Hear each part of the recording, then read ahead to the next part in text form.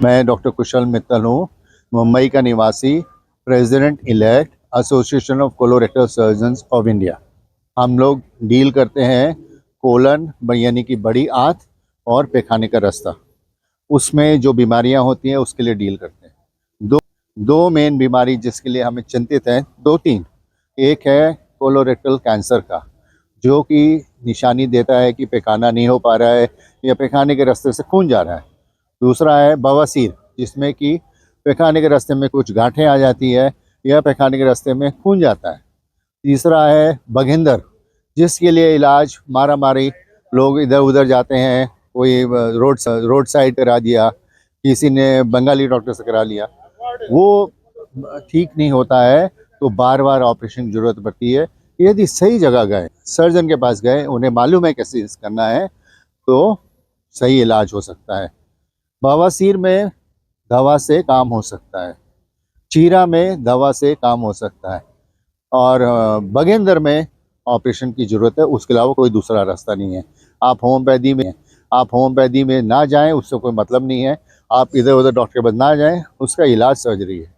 वो अभी आप समझ लीजिए, आपका खाने पीने में डिस्टर्बेंस हो गया, आपने बहुत रिफाइंड फूड खाया, रिफाइंड फूड में आ गया सारे फास्ट फूड्स आ गए, आपने रफेज यानी कि फल, सलाड्स और वेजिटेबल्स, ये आपके खाने की इसमें मात्रा कम होगी। आप नॉन वेज हैं, बहुत लोग नॉन वेज होते हैं, आपने वेज कुछ खाया नहीं, तो जो मात्रा संडास का बनता है, खाने का मात्रा बनता है, वो कम बनता है।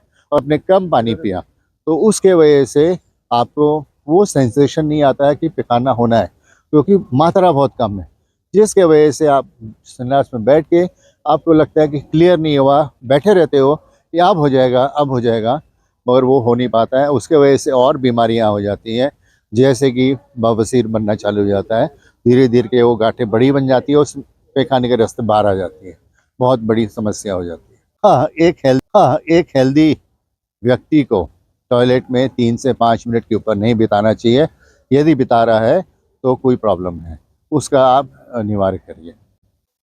अगर आप टॉयलेट में गए और आपने साथ कुछ ले गए, पुराने ज़माने में अखबार और किताब और मैगज़ीन, आज के ज़माने में एक मोबाइल फ़ोन ही काफ़ी है, ये गए और वाईफाई आपके पास है, तो समय तो ऐसा बीतता है और आप टॉयलेट में बैठे हो, पूरा बॉडी पूरा गियर्ड अप है कि मोशन करना है, वो मोशन तो हुआ नहीं, मगर आपका बवासीर बढ़ गया।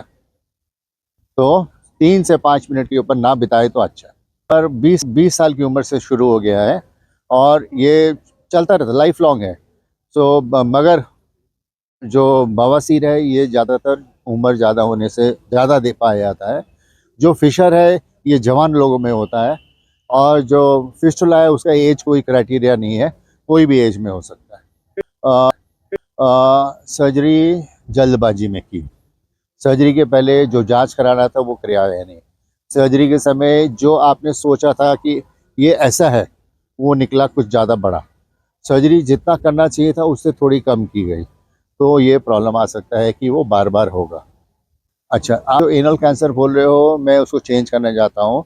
एनल कैंसर इतना कॉमन नहीं है, पर रेक्टल कैंसर बहुत ज़्यादा कॉमन है। रेक्टम एनस के जस्ट ऊपर है, रेक्टल कैंसर कॉमन है। ये बहुत बड़ी मात्रा हो गया है, एग्जैक्ट परसेंटेज मैं नहीं बता सकता हूँ, मगर ये इंडिया में नहीं था पहले।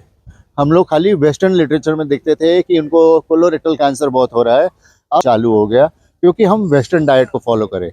हमारे जो हमारे एंसेस्टर्स जो हैं, उनका डाइट बहुत अच्छा था। आप जितने गांव वाले देखिए, उनका डाइट बहुत अच्छा था, मगर वो डाइट सर्टनली चेंज हो गया है। हम वेस्टर्न फूड की तरफ गए, इंडियन फूड को छोड़ के। Indian food which was the correct food पीछे हो गया, और ये सब प्रॉब्लम्स आने चले हो गए। अभी आप फैंसी टॉयलेट का से क्या मतलब, यानी कि वेस्टर्न टॉयलेट। अगर किसी को पैखाना करना है, चॉइस हुआ इंडियन टॉयलेट और वेस्टर्न टॉयलेट, और घुटनों में कोई प्रॉब्लम नहीं है, तो इंडियन टॉयलेट से पैखाना ज़्यादा अच्छा होता है बशर्ते वेस्टर्न टॉयलेट, क्योंकि इंडियन टॉयलेट में जो एक मसल होती है वो खींच के रखती है ताकि टॉयलेट ना हो। इंडियन टॉयलेट में पूरी रिलीज हो जाती है, तो जितना पैखाना होना है सब हो जाता है। वेस्टर्न टॉयलेट में आधी रिलीज होती है, तो पूरा फुलफिलमेंट नहीं। तो Indian toilet is western toilet से ज़्यादा अच्छा है।